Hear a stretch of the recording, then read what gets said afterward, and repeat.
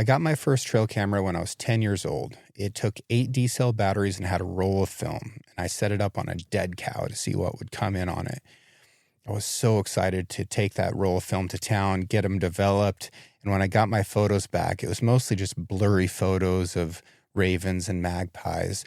But in one of them, in the dark, I could see all these eyes circling this cow off in the distance, just glowing in this big bright flash of this giant, awkward camera. But I was so excited by that I just knew that I'd be running game cameras forever. And they've changed so much since then. The best of the cameras now are made by Tacticam. So these reveal cell cameras will work in places that have basically no cell service at all. So I can get cell service on the camera when I can't get it on my phone. They have live view. They've got active GPS. So if a bear packs my camera off, I can find it again. Or if I forget about it, definitely have done that. I can change all of the features through the app on my phone. The photos and videos just get sent to me.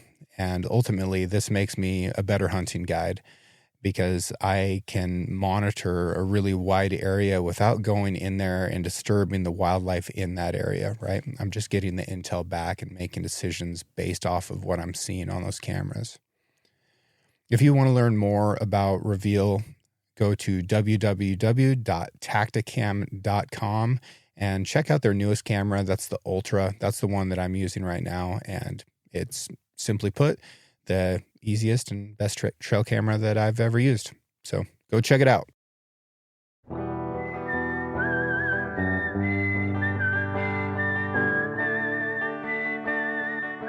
These are stories of outdoor adventure and expert advice from folks with calloused hands. I'm James Nash, and this is the Six Ranch Podcast.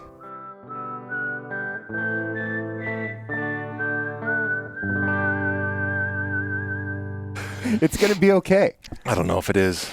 I don't know if I'm cut out for this life. Moab. Yeah. What happened? Moab. Okay, so we were on a 4,500-mile road trip, my buddy Mike and I, childhood friend, and we were basically going on a road show to show off the camper to a bunch of different people who were interested in it. Okay. So year of our Lord... God, 2022. Okay. Fall of 22. Recently. And so we had the prototype in my truck, and we literally had one Facebook ad running with what was it? Like basically like a AI generated the image of what we thought the camper would look like when it was built. And we had 2022 AI. That's like, yeah, it might have been a 3D rendering. Yeah. But not the real product on basic. Yeah. Super basic. And so we were generating buzz on that ad, and we didn't really have a website. We just had an ad saying we're going to launch this thing, and a ton of comments on it. Yeah. And from those comments, they're like, "Hey, we want to see this thing in person." So we went on this road trip. Moab was one of the first stops. I'd never been to Moab before. I was in a stock 2015 F-150. Did have mud tires on it, which didn't really help at all. So I'm a filmmaker.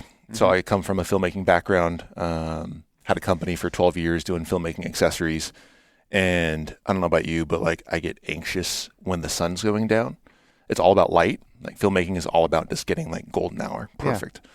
So we were chasing light. There's this place called Onion Creek, and I get in certain headspaces. I don't know if you do this where you just become an idiot. Most of the time. Okay. Yeah. Like one time I was off-roading our family's minivan. This is actually before I lived in Wenatchee. But I ripped off like the entire undercarriage of it, including the catalytic converter, because I was just like, let's go. Sure. And just mobbing on a trail. So anyway, I'm in that mode, and we're trying to chase the light. It had just rained. There's tons of mud. Moab mud is like clay. I didn't know this really. And so my buddy had been driving, so he was kind of aware of the road conditions. Yeah, it'll turn any tire into a racing slick. Dude, it was crazy. Real like fast. Mud tires were just full. Yeah. Like the treads were full of mud. We did have chains with us, but we didn't actually chain up at all. Chaining in mud is not the best way to have fun. Fair, but if you're trying to not slide down a hill or try to escape somewhere, it can clutch. be important, but nobody's having fun. Yeah. Yeah. So long story long, we get to like basically the apex of the Onion Creek area, and we go over this ridge and we realize there's no good light on the backside of it. There's no light where we're at. We're trying to get cool drone shots. And so we decided, let's turn around. Wise decision, right? And we see a turnaround on the other side of this hill, so on the downhill side. And we're like, all right, cool. All we have to do is get down to that turnaround and then come back up that road. Yep. Easy peasy. And so my buddy Mike's driving. He switches out and he walks the hill because he's like, hey, I don't really feel comfortable doing this. I'm like, it's fine, dude. I'll take it from here. And we start going down the back of this hill, and the truck starts sliding off the hill. It was really hard to tell, but it's an off-camber hill. And I still literally I hate off-camber because of this. What is off-camber for those who don't know? Man, what's a good way to describe it? So you have like multiple pitches basically. So you have like the steepness, which is like the angle of the hill going down.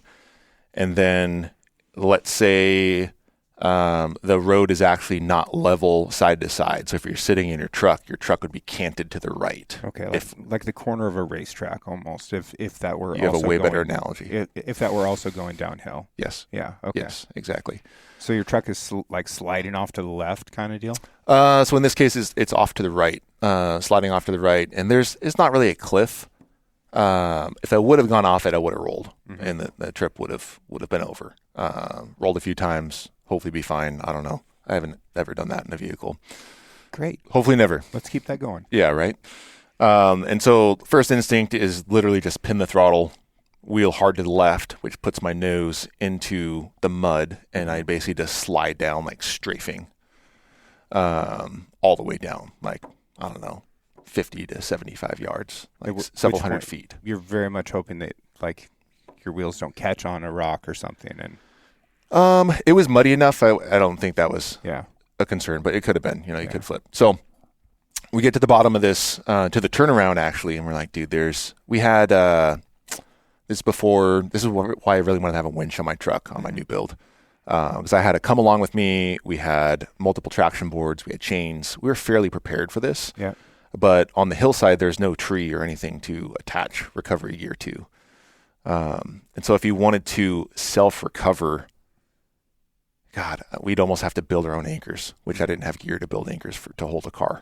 Yeah. Or literally inch your way up on 4 traction boards. Yeah. Yeah. And kind of tank crawl up. Yeah. But then at the same time, you don't know if you're going to slip off while doing that. So we did not have cell service. The sun had just gone down. We didn't have maps downloaded on our phone. So we were very unprepared in some ways, and in other ways, we were somewhat prepared. We had food, we had water, we had shelter on the back of our truck. So, but to bring it all back, this is the initial like roadshow trip to show off the camper. And the plan was at the end of this 2-week trip, we would take the content from the trip, we'd take the stoke that we generated along the way, and launch this thing to the world.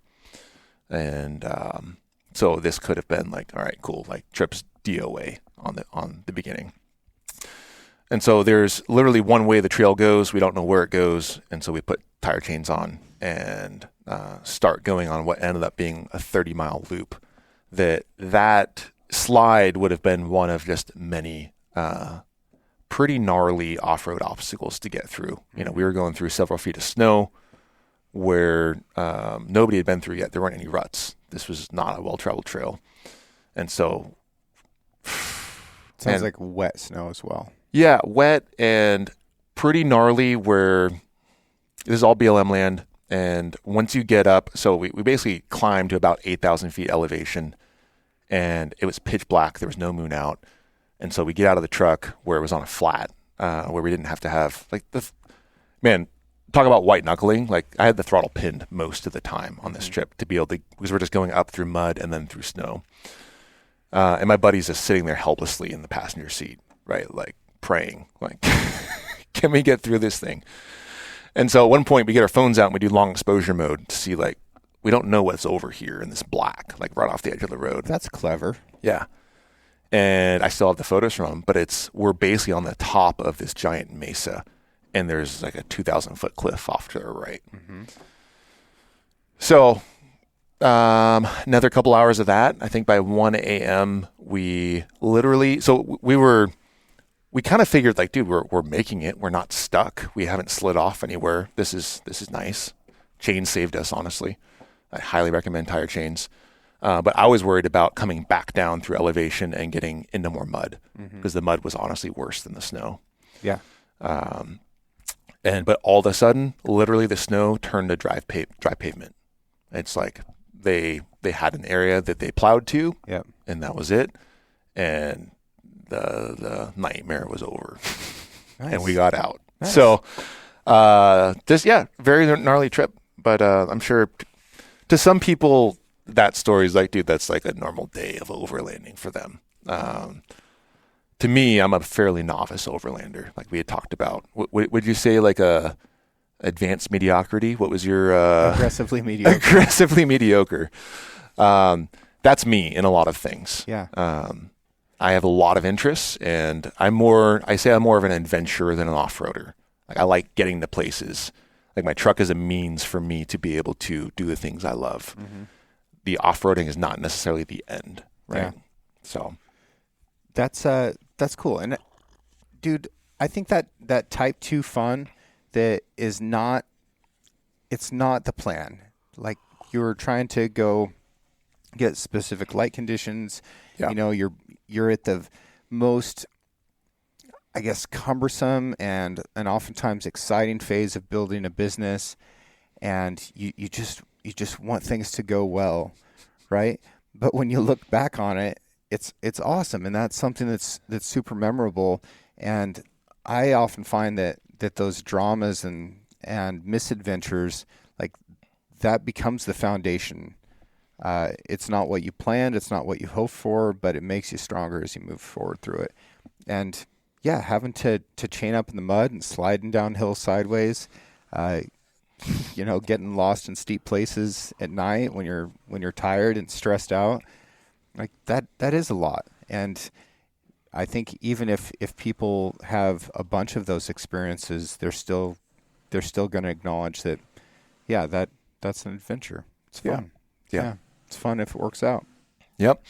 So that's kind of the origin story there were many more stories on that trip, including a California incident in I don't know if we want to go over that. California incident.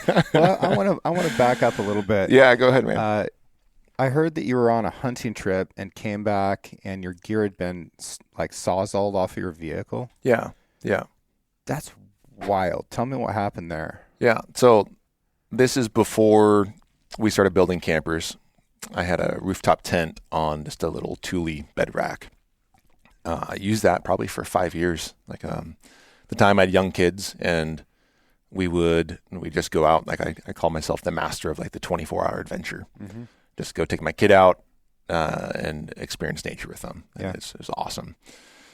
And so this trip was in Ashford, Washington. It's literally right at the edge we're hunting the border of the national park of Mount Rainier National Park. And this is where, like I say, I'm not like an off-roader, I'm an adventurer. This is pure adventure for me because there's a Forest Service road that we hunted here before the road washed out. But I want to say probably in 2018 or so, there was a giant mudslide that took out the entire road. So, a road normally switchbacks, and it just took out every single switchback. No. And the Forest Service didn't really see a pressing need to be able to use that land, right? Like there's not huge fire danger out there, right? Yeah. There's a sweet lake, and so for us that was awesome because it limits the access to the land. Mm-hmm. And we would go in with dirt bikes, and at first we cut in a trail through the landslide. So that we could actually get to the top. There's a beautiful view up there. It's called Copper Creek is what the road was known as. And then after you get to the base of it, there's a 5-mile hike to a lake called Lake Helen. And then we state camp out of there for elk and do muzzleloader and bow and all that fun stuff. So this is one of the years I had my truck and I had my motorcycles on a trailer behind me. and we go in for a week and just have a blast. Like no cell service. We're just out trying to hunt elk. And the elk there are ridiculously hard to hunt. Once you disturb their patterns, they're gone. Yep. And it's really hard because it's like, dude, as soon as you get one shot, really. Yeah. It's thick country. Super thick. We've taken a couple elk out of there, but they've been mostly lucky. More luck than skill. Yeah. With those things. So we did not get an opportunity on this one. We actually we stalked. We had a perfect ambush plan of where we knew they were going to be. And opening morning, we saw them at 200 yards, silhouetted with like Mount Rainier behind them. It was gorgeous. Is this a muzzleloader deal? Mm-hmm. Okay. Yep. And Yep. For folks who don't know, in the Northwest, the muzzleloader regulations are very restrictive. So you basically have to have the same type of muzzleloader that you might have been using if you're still wearing buckskins. Like they're extremely primitive. Pretty close. So this might not seem like a big deal, but they changed the regs so that you could use a shotgun blasting cap. Yep. Instead of a traditional cap, Yep. which makes it way more reliable. Yep. But you're still open sights. That helped a ton. Open sights, and yeah, exposed hammer, like Yep. very much a muzzleloader. If you go to a lot of places in the U.S., the muzzleloader regulations are basically It's like almost a gun. the bullet has to go in from the front, and that's it. So there are precision muzzleloaders out there Yep. in the world that can outshoot a lot of production rifles. Scope them. This is not Yeah. that. So Yeah. basically what I'm trying to get at is 200 yards with the Northwest muzzleloader regulations is a shot too far. Yep. Yep. My max is about 150. Yep. Even then, though, they were just silhouetted. It was before shooting light. Big old bowl on the ridge. That's a nice thing, is that you can shoot 3-pointer better. Yep. So the regs are specifically in this GMU. They're in our favor so that Game management unit. Yes. Okay. Yep. So I could actually take a big bull out of here. Most of the places in Washington, you have to draw, a trophy, once in a lifetime tag. Yep.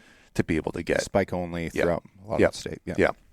A lot of that true spike, like where we hunt out here near Wenatchee in the Colocum. It's I took a spike when before it was true spike, so I got a 1x2 out of there. Okay. And now it's a single, like 1x1. Interesting. That's a weird regulation. Yep. And it's try seeing a branch from 500 yards away. Right. It's a tiny branch on a yearling bull. Like, good luck. Yeah, and I don't know, man. I would like to talk to that biologist because both of those bulls are the same age class. Mm-hmm. And I've tried pretty hard to figure out if big spikes become bigger bulls. Okay. And that's very much an unanswered question for me. And I can't find anybody who has that answer. But I think that you cannot tell what the genetic antler potential is of a bull in his first year. I don't think you can do it.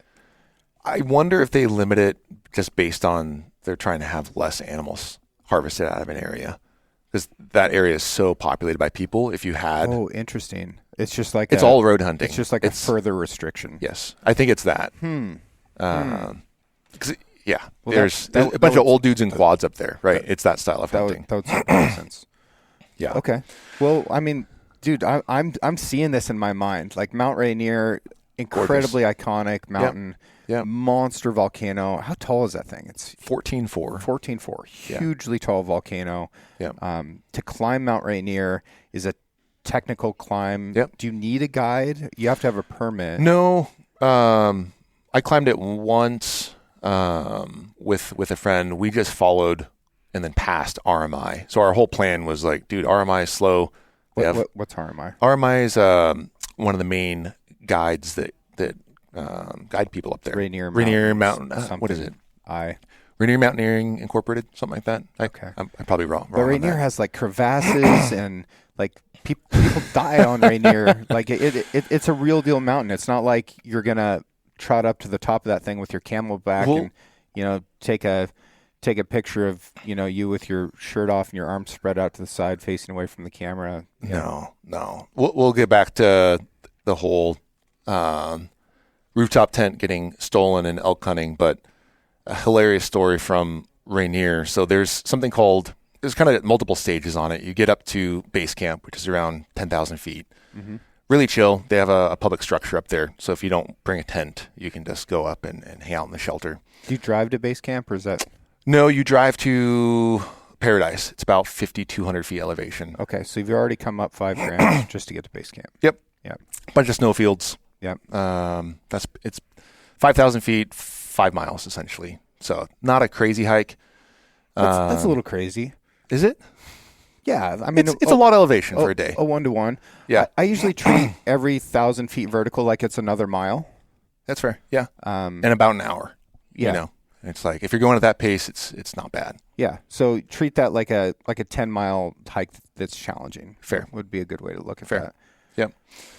Yep. So after that, and this is if anyone's interested in this, just go up another 1,000 feet on Rainier. It's called the Ingram Flats. Mm-hmm. It's call it high camp, if you will. Mm-hmm. But it's next to the Ingram Glacier that is probably my favorite spot on Earth. I haven't been there since, so I say that. Yeah. It gives you the true scale of the mountain, and you're up amidst the glaciers. Up on Camp Muir, it's a high place, but it's not glacier territory. Well, look, that's one of the really beautiful things about going on adventures is, you haven't been back there physically, but you're going back there in your mind right now. Now. Yeah. So another 1,000 feet up is that. And then from there, there's multiple routes you can take. The easiest route is called the Cleaver route. So there's this big rock formation, basically. All the rock up there it's rotting, essentially. Yeah. From the glaciers, and I don't know how you would probably know better than I would. Just volcanic upheaval is bad news for rock. There you go. All of the rock in Alaska is just rotten, broken nastiness. Yeah. And Alaska is its own deal because my understanding is that the center of Alaska is a tectonic fixture. It doesn't move around very much.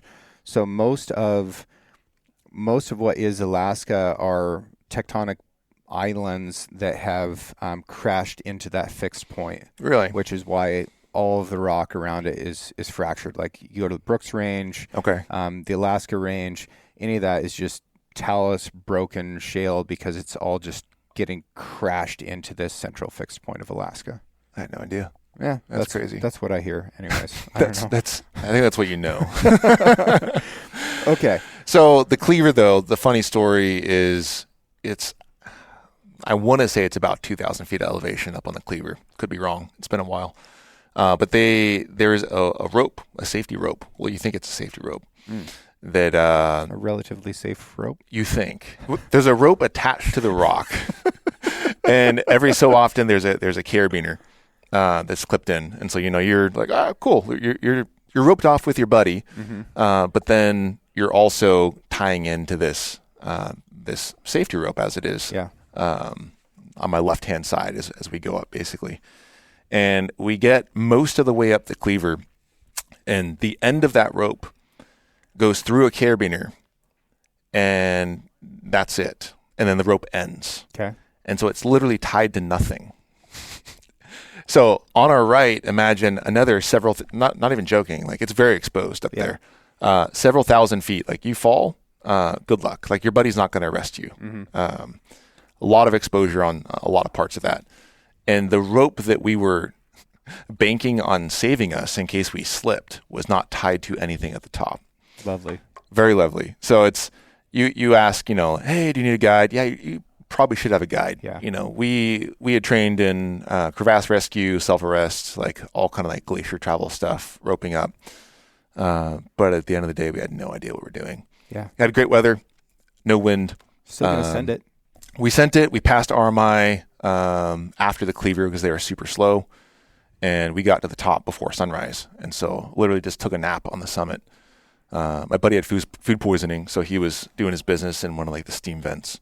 He had a terrible time, but I took a nap on the top of Rainier and watched the sunrise, and it was glorious. So your buddy pooped in a volcano? Yeah, he totally did, man. Man, so then when it rains in Seattle, yeah. No, he also had to poo on the Cleaver route on the way down. I'll save you that story. But let's just say there's a blue bag that you normally do your business in, and it did not make it in the blue bag. Yeah, so. Food illness on adventures is a bad deal. I ate gas station sushi in Winnemucca, Nevada on the way to a mule deer hunt. That's a terrible idea.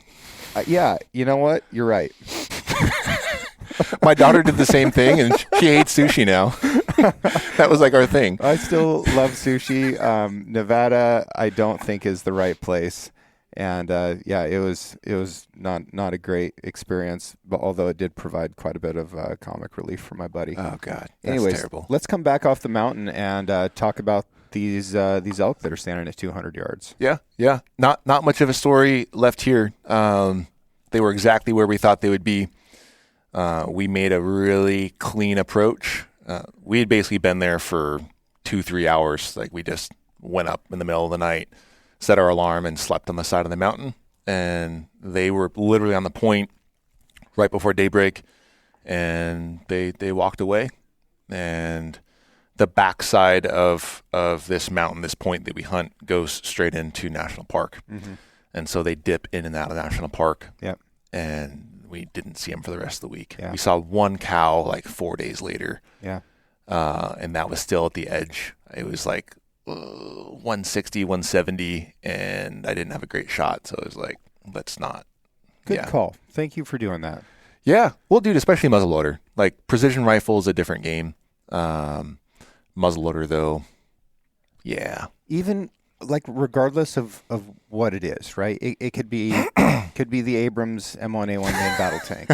Yeah. There is a limit to every single weapon system out there and to your capabilities and the circumstances that you're in. And if your shot is beyond that, don't convince yourself that you're just going to get lucky. No. Like you're betting on an animal's life here. So have really firm boundaries.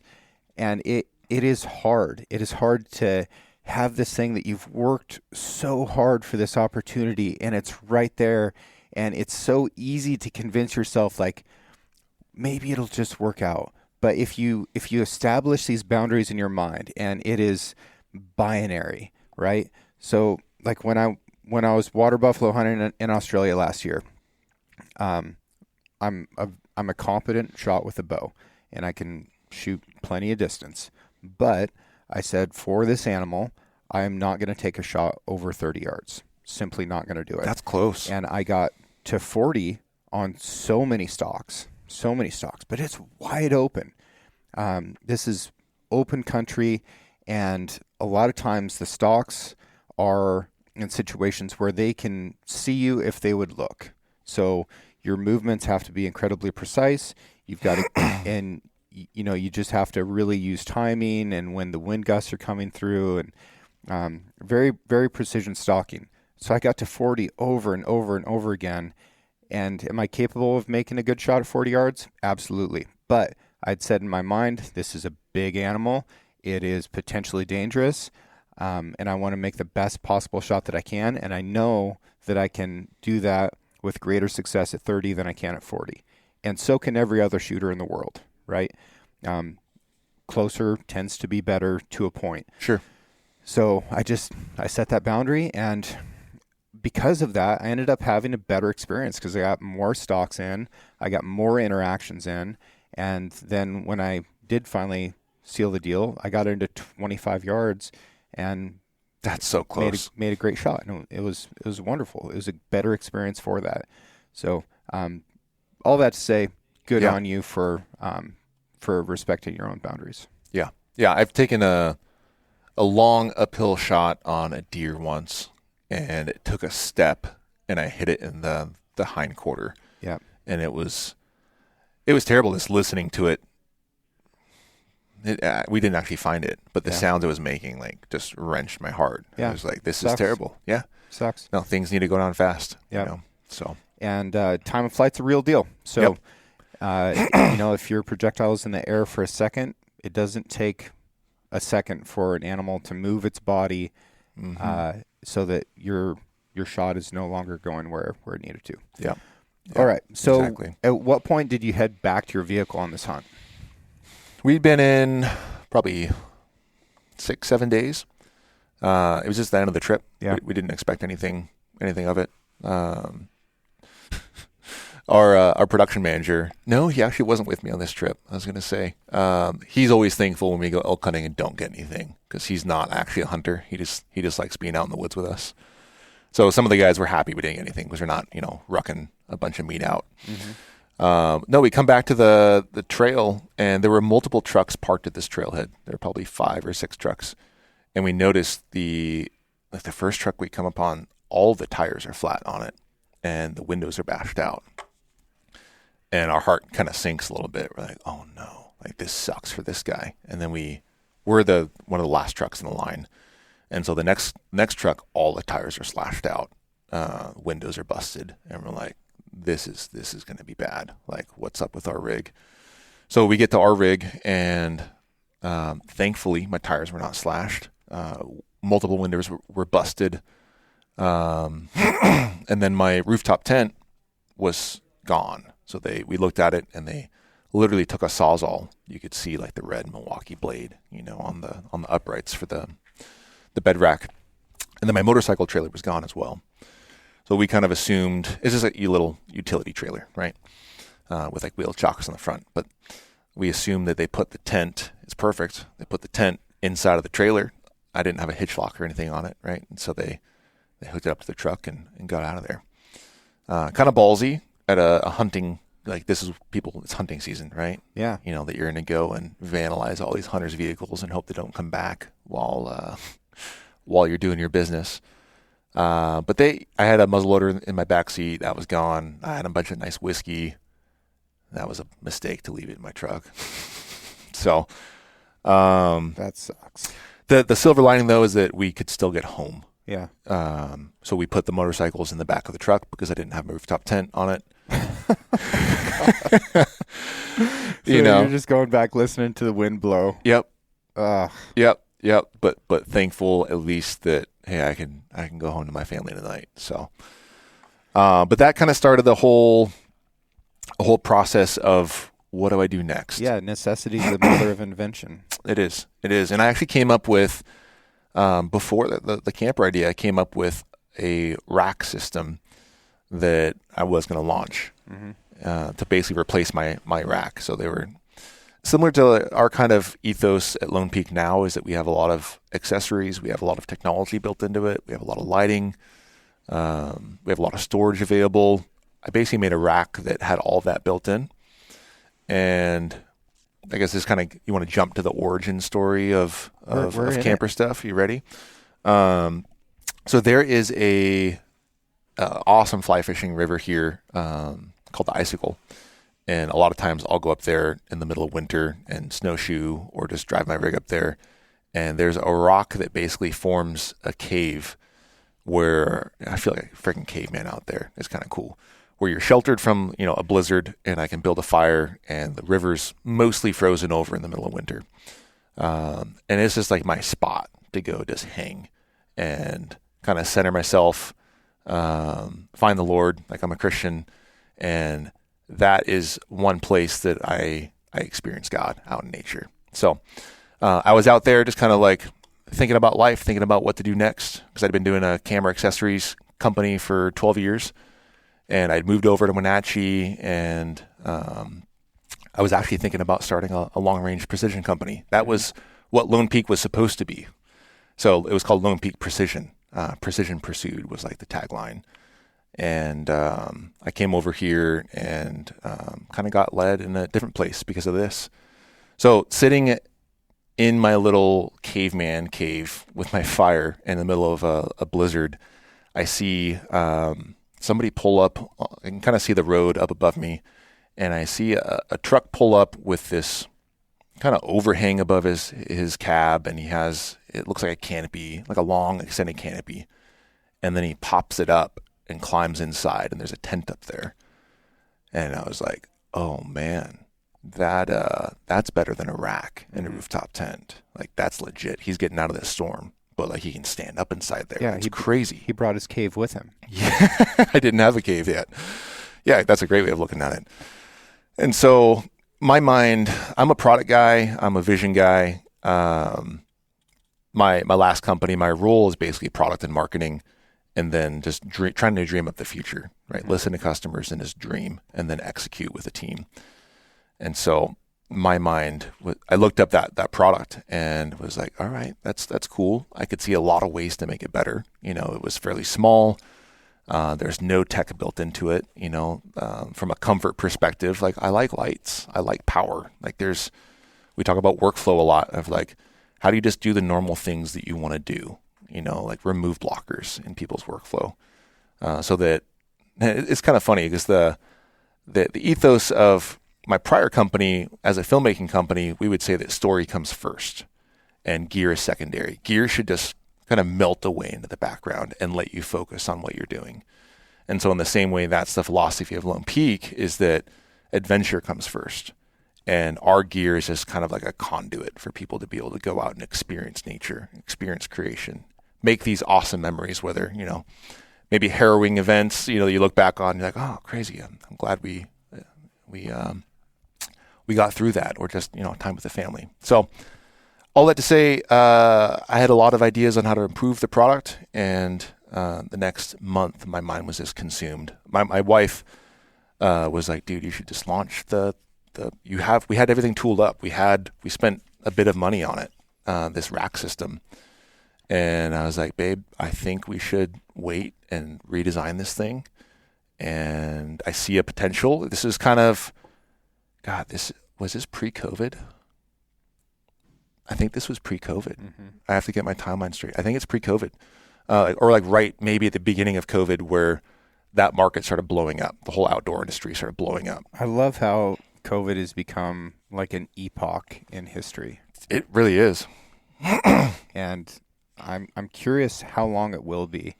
I look back at things like the Spanish flu, things like that, where there are similarities. Like we had pandemics that occurred before.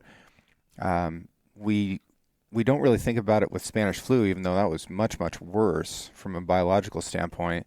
The Black Plague is one that we think about, like before and after the plague. Yeah.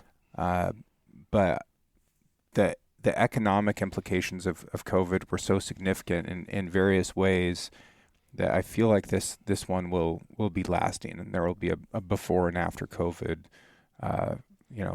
throughout history, kind of depending on what happens next. Like with Spanish flu, we kind of moved into World War I and, the Great Depression, World War II, and, the giant boom that happened afterwards. But yeah, it'll be interesting to see how this gets remembered. But anyways, we're moving into this new idea. What you're talking about, I think, is really important as well, and I want to highlight this. There's a metaphor about like climbing a mountain and getting near the summit and realizing that that you can't get there that way. Okay. And sometimes the correct way is to come all the way back down to the base and then approach from another angle. Sure. And it sounds like that's what you ended up doing with Lone Peak. To further the metaphor. Yeah. Multiple pivots, from precision rifle stuff to, a roof rack system. That's completely different industries, but really seeing a potential in the industry. When you see everyone's back ordered a year and a half, mm-hmm. You're like, holy smokes. There's untapped demand for this thing. Monster demand. Monster. And then it's just a question of, can we execute? This is after running Rhino for 12 years, we started Lone Peak with more components and SKUs than we ended with at Rhino. So from just a pure component level, mm-hmm. all the pieces that go into building it, it's a huge scale to start at. Yeah. And just bite off and say like, hey, I want to start off with 20 accessories. Yeah. Because that's what I want to differentiate us in the market. Mm-hmm. So you have to differentiate, we're cheaper, and we're a little bit bigger than everyone else's. But why else would somebody want to buy this thing? Yeah. Right? Make it your own. Yeah. You customize it. That's modularity is key. Exactly, because everyone does things differently, mm-hmm. right? And everyone has a different. Some people don't care. Like the guy that we were talking about that just drove from Pennsylvania. He was like, I build my own stuff. I want this thing fairly bare bones. From Eastern Pennsylvania. What a huge compliment that somebody would drive from Pennsylvania to Central Washington State in order people are crazy, man, to pick up your product. It's cool. It's awesome. Yeah. That is a massive compliment. We're going to get to why somebody would do something like that. But yeah, speed me through a little bit. What that beginning phase was like to actually get a product out there that you would go potentially almost destroying Moab. Yeah. It was, so timeline wise, I saw the truck in January. I spent probably 3 months designing the original system, and this is kind of on top of my other day job, right? Mm-hmm. So this is taking some time away from it, but 3 months part-time basically designing this thing. And then the hard part, man, like I teach an entrepreneurship class, and the goal as an entrepreneur is to prove your initial assumptions as quickly and as cheaply as possible. Mm-hmm. It's called like an MVP, minimum viable product. Yep. Get to that as quickly and as cheaply as you can, because everyone thinks they're right. Yeah. And it's okay. I'm not going to try to convince you that you're not right, that your idea is bad. I'm going to just find out if you're wrong very quickly or if you're right. And the problem with that is that we have to tool up. All this stuff uses aluminum extrusions. And so tooling up an extrusion is like $3,000 per extrusion. Right. And there's 15, now there's probably 18, 20 different unique extrusions on this thing. So you're looking at $60K just in that. Mm-hmm. And then getting it here. We, for some reason, tooled up, I think because the tooling was cheaper, tooled up in India for the prototype. Yep. And I think it was maybe like $1,000 per tool. But then you have to design there's 300 components that go into each one of these things. So design all of those, get one prototype of each of those parts, which is extremely expensive as well. So the initial prototype, might have cost, I don't know if you have the numbers, might have cost $50,000 though to make one of these things, which is wild. Yeah. I would never advise anyone to start there if you haven't done this before. Right. It's like start with something you can spend a couple grand on. You can afford to lose a couple grand. $50K, that's a lot. It's a big gamble. Big gamble. So, and the other crazy gamble is that, so we didn't have a CNC machine. We didn't really have like a saw to cut this stuff with. So I just ordered like the exact parts that we needed. Mm-hmm. And I didn't have backups. I could make one camper with this thing, and including the panels. Yeah. And so I didn't really have a backup plan. Like what if you need to recut something? What if you had a dimension wrong? Yeah. And that I look at as just providence, man. Like, the sample came.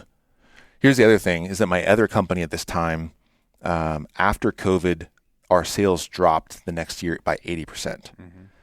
And so you have this big boom. We have our best year ever in 2020. Yep. And then immediately after, everything dries up. And then the camera market had been in decline for a while, professional cameras. And then the slider market was even in more decline. So you have all these compounding variables with just, economic factors in general, which meant the company was failing. Yeah. Whereas like, this cannot look like the way it does now. And so combine that pressure, I literally just moved over to the east side and had thought like, hey, let's go like build some custom rifles and shoot and have fun. And it's like, no, this looks very different than I expected. Yeah. It's time to hustle again, mm-hmm.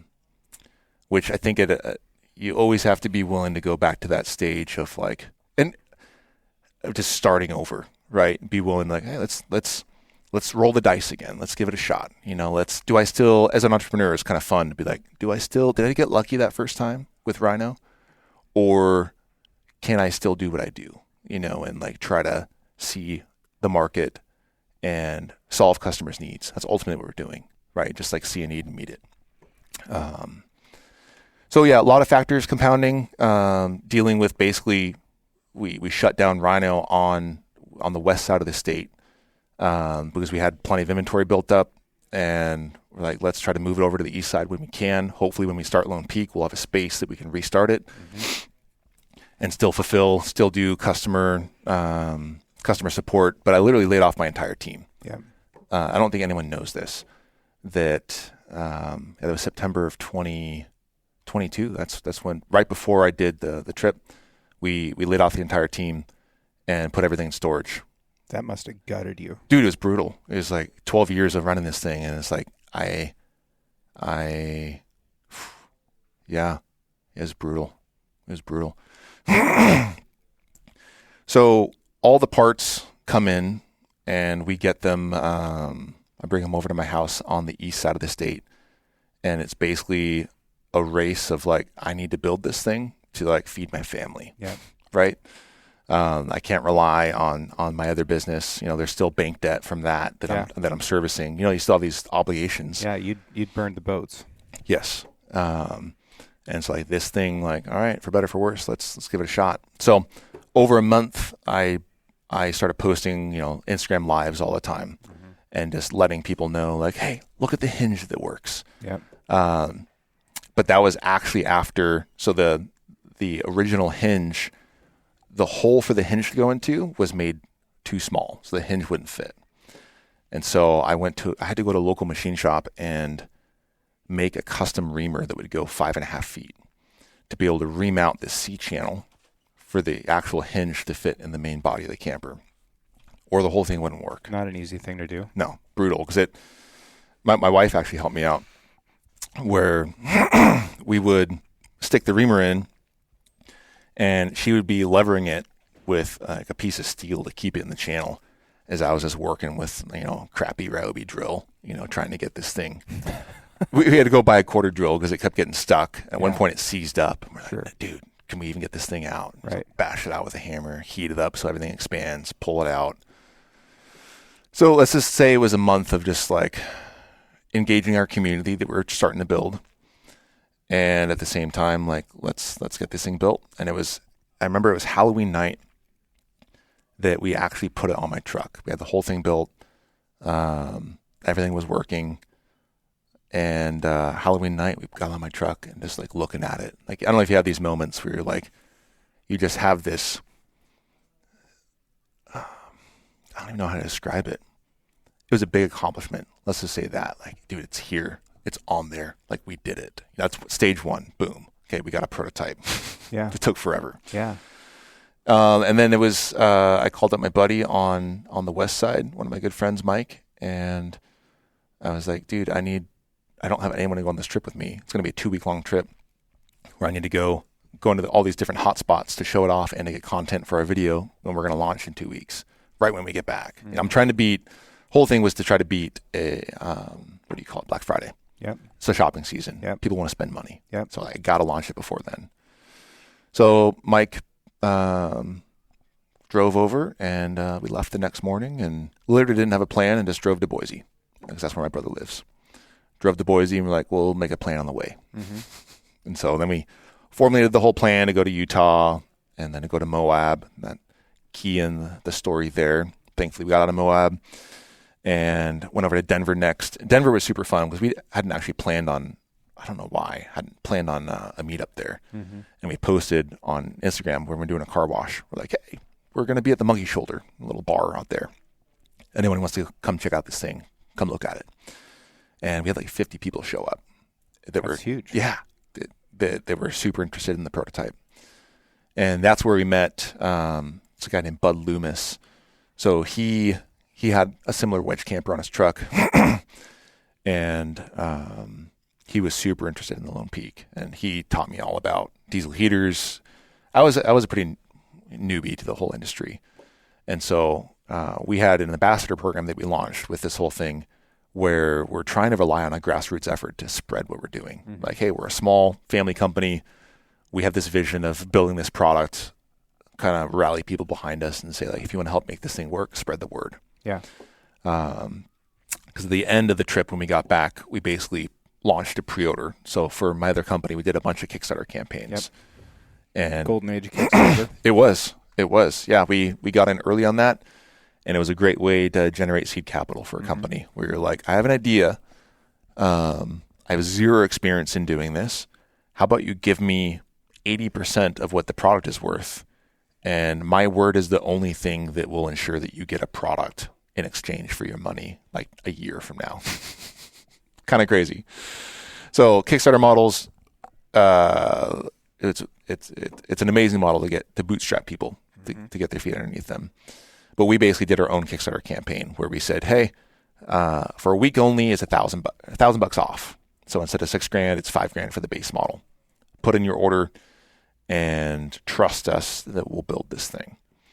And so in the first week of launching, we did $1 million in pre-order sales. And so that was our initial startup capital of like, all right, that's the next stage. If you say like, okay, you have your MVP, your minimum viable product. Now you need to see like, what are people willing to pay for it? You know, like how do you validate that is a good idea? And that was our validation. Of like, all right, we have what we call product market fit. Like there's a need, we're meeting it with a certain value proposition. So, that was the launch. And then we'd already planned on redesigning the whole thing because based on our road trip and a bunch of testing, it was like there's a bunch of issues with this thing, and spent the next probably 5 months redesigning it all and getting a space, which we're in our new space right now, but we still have our existing factory over in our original space.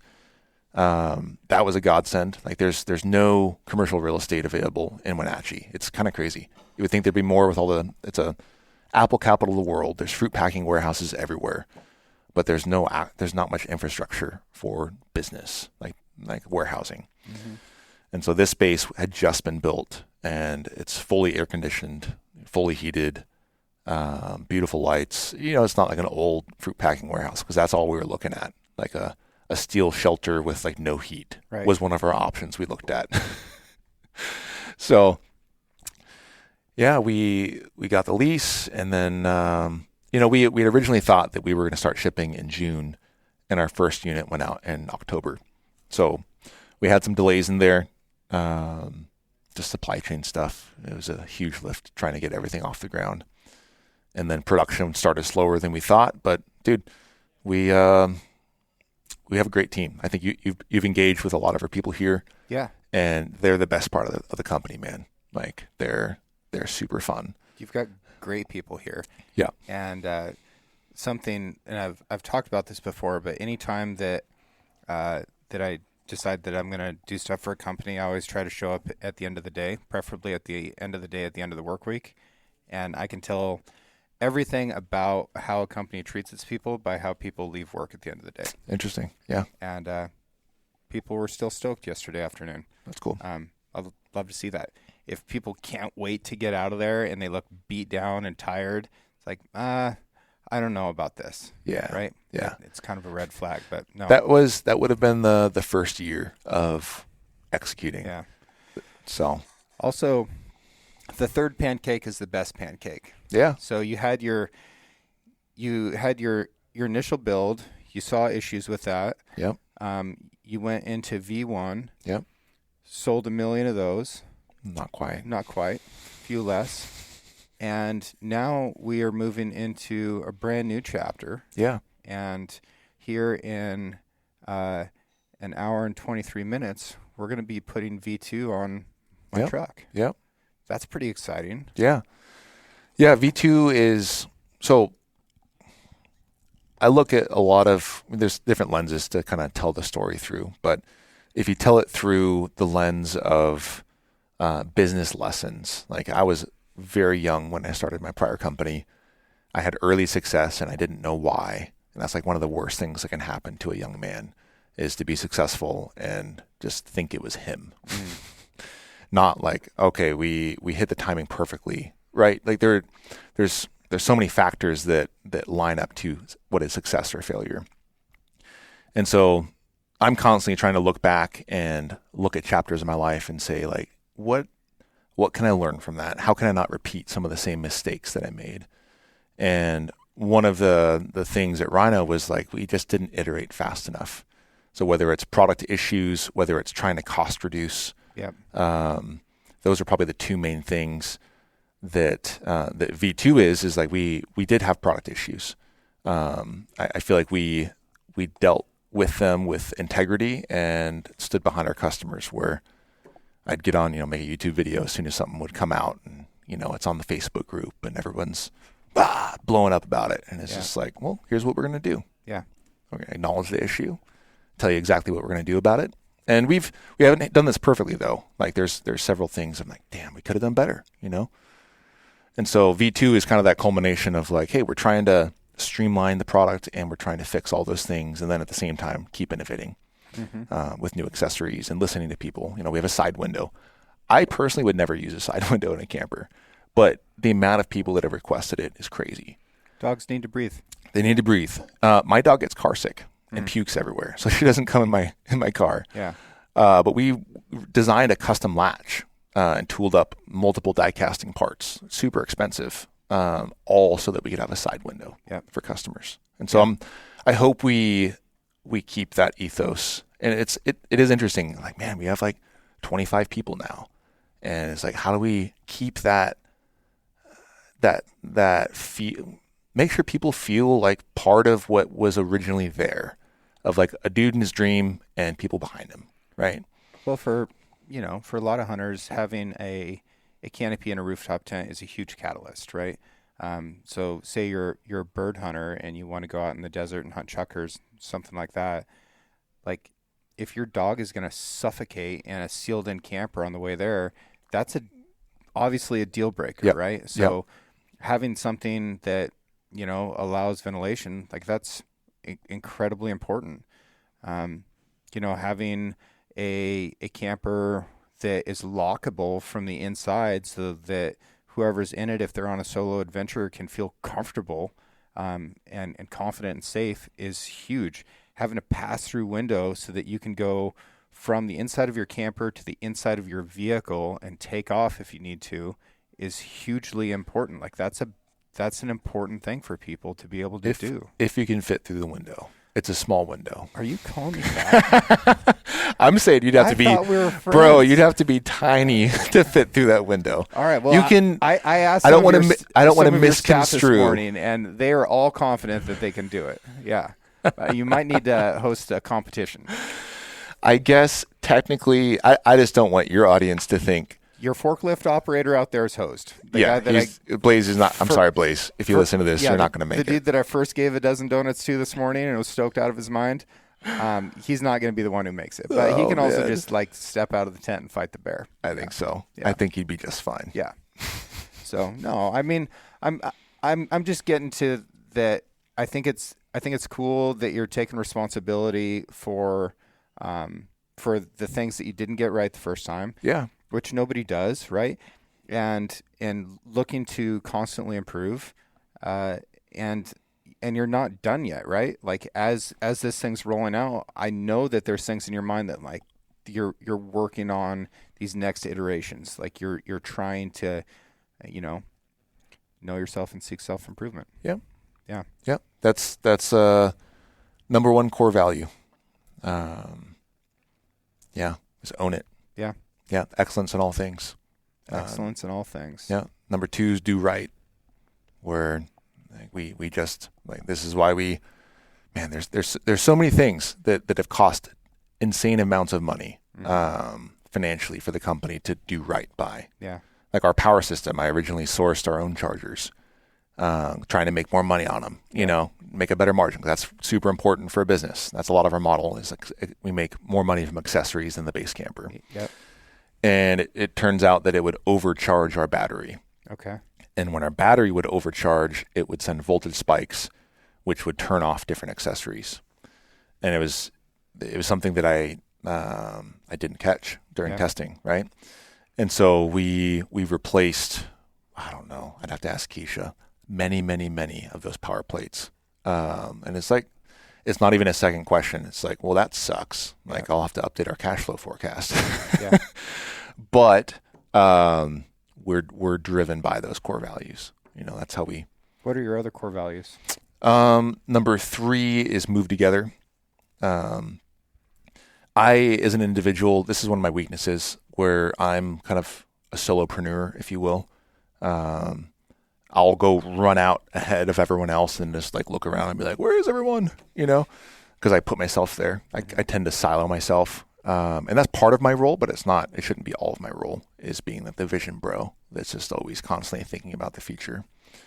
And so moving together, like it takes literally all of us for this thing to run. Yeah. from order processing to actually building campers to the post-purchase process, with servicing. It takes all of us. And so it's this mindset of we're not fighting against each other as a team. Like, we're all here. The overall mission of this thing is to serve adventurers and overlanders. That's literally our goal here. Yeah. And so we have to be together to do that. I feel like octopi are really having their day right now. People are super into them, and they get mad at me when I dive for them and eat them, which is fine. Like, there's documentaries and all this stuff, and we're thinking that these are very, very intelligent creatures, which they are. Defining intelligence is a tricky thing when you get outside of humans. Okay. And I look at intelligence in the natural world as survivability of the species foremost. So okay. any species that's making it is intelligent. I would say that wheat is one of the most intelligent species in the world. And there's an argument to be made that wheat domesticated humans and not the other way around. But one of the things that we can point at with the octopus that shows their intelligence is their ability to plan. Interesting. And the way that they demonstrate that is that some octopus, if they need to cross a dangerous area, they will bring a shell with them to use as a structure to hide in. That is the rooftop tent. That is a canopy. As a hunter, for the past many years, backcountry hunting, extreme backcountry hunting has become very popular. Yeah. And the idea of it is a grand adventure. You're going to hike way back into the spot. You're going to camp there, and you're going to hunt in that area. Folks, it is very difficult. This is not the most successful method if your goal is to harvest an animal, because the longer you spend in that area, the greater the distance is that you're going to disperse animals from that spot just by your presence. And then you are committed to that spot, and you can only go as far as your legs can carry you, and then as far as your legs can carry that animal back out. Yeah. Very tough. If you can be mobile and you can move your base camp to wherever you need to go, hunt that area, and then move to the next, those are the guys who are bringing meat home year after year after year. For me, being able to have that base camp be as mobile as possible is a huge catalyst, and this is the mechanism that's going to allow me to do it. Furthermore, because we've got a solar panel and we've got power and we've got lights and fantastic accessibility through the doors and all that, I can also turn this thing into a mobile butcher shop. So I can cut, wrap, vacuum seal, have water to keep everything clean and sterile, and then power for a Dometic cooler that can freeze that meat. I can have stuff packaged and frozen and ready to transfer directly into a freezer and remain frozen when I get back from a hunt.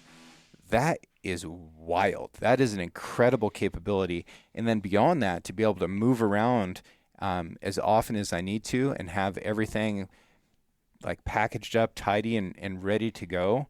It's going to be a huge catalyst in just my expeditionary potential within hunting.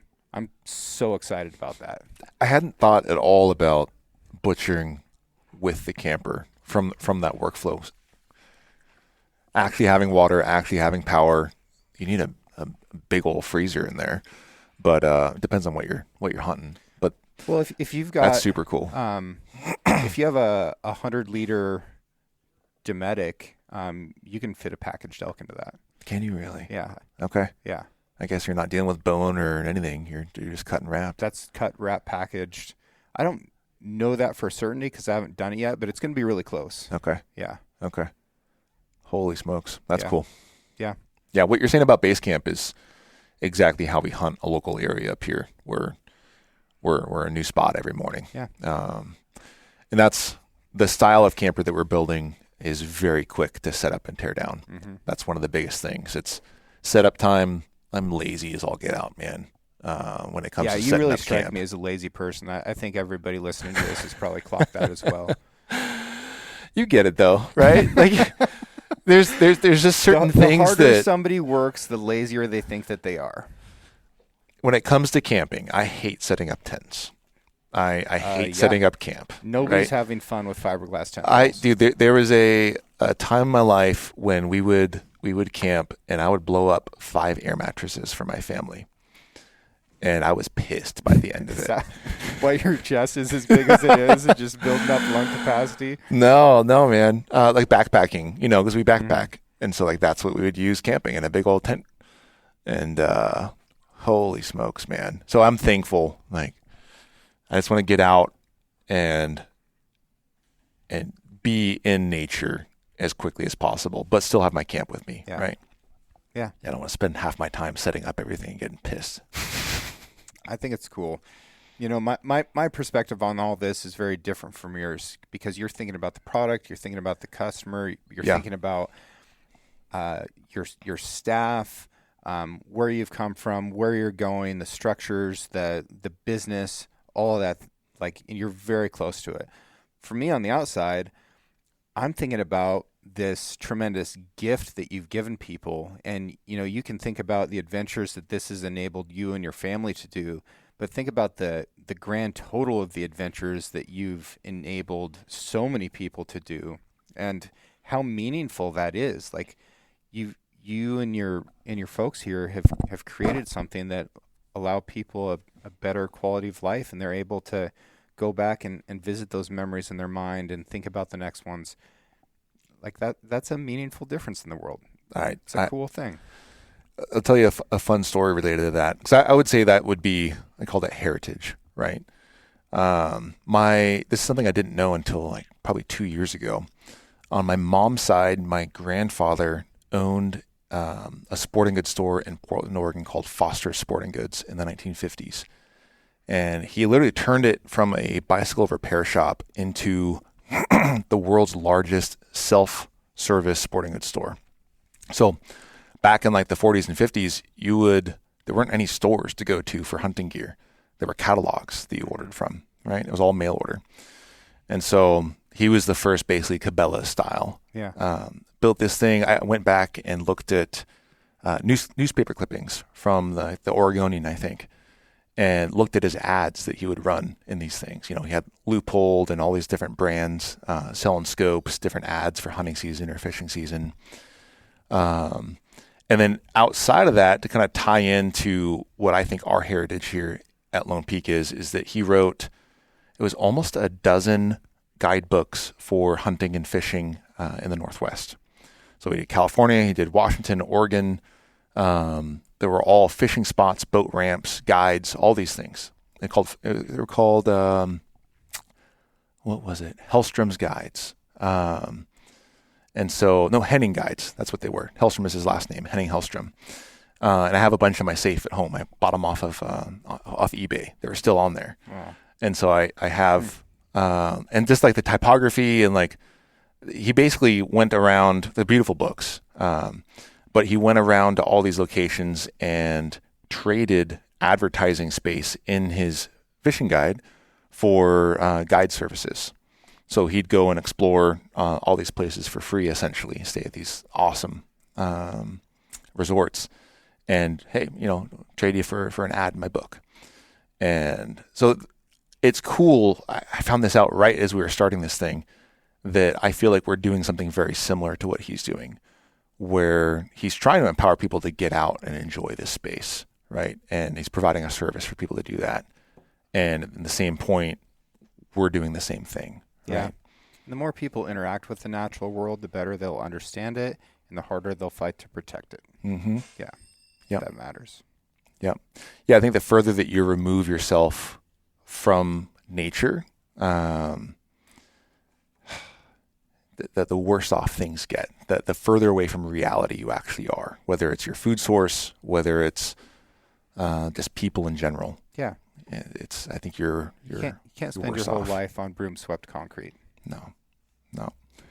Yeah. Briar. All right, man. Well, we've got a little bit of prep to do before we send this thing, and then some spearfishing this afternoon.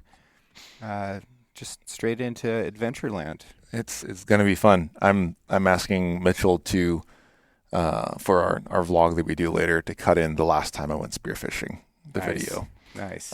It was a shallow water blackout after diving to 70 feet. So, okay. Well, we're not going to do that today. But I know. If you do, I'm going to be right there to make sure you wake up again. I appreciate that. We'll have to see the visibility today. I've never been to this lake, so. Yeah, me neither. It'll be interesting. I don't even know where it is. Yeah, north. Sick. Head north, my friend. Yeah, it's a good direction. All right. Where can people find out more about Lone Peak Overland? Yeah, lonepeakoverland.com. That's probably the easiest way, or just on the socials. You can find us. Yeah, go check it out. Cool. You can also, at this point, just go over and look at Six Ranch Outfitters Instagram. You're going to see some pictures and some videos on there. And we will see how this goes. You know, I'm not going to endorse something that I haven't used, but what I will say is you've got great stuff, cool building. Your folks are taking a huge amount of pride in the way they're assembling this stuff, and the components look like they're very high quality. I can't wait to use it. Awesome. I'm fired up. Awesome, James. Appreciate it, man. Thank you. All right. Bye, everybody. Thank you to everyone who has taken the time out of their busy lives to write a review for the show and share it with their friends. I'm extremely proud of how intelligent, engaged, and adventurous this audience is. Original music for the Six Ranch podcast is written and performed by Justin Hay. Art for the Six Ranch podcast was created by John Chatelain and digitized by Celia Harlander. Thanks for listening, and we'll see you again next week.